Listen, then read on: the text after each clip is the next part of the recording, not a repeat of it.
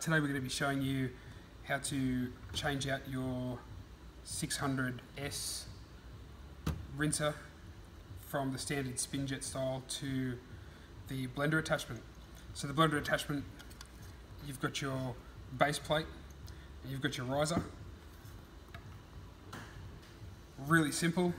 All we're going to do is we'll take off the spin jet. You can remove your plate.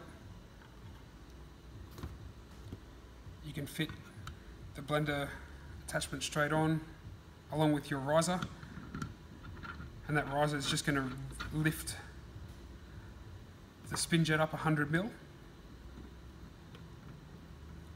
Once that's all secure, you're ready to go.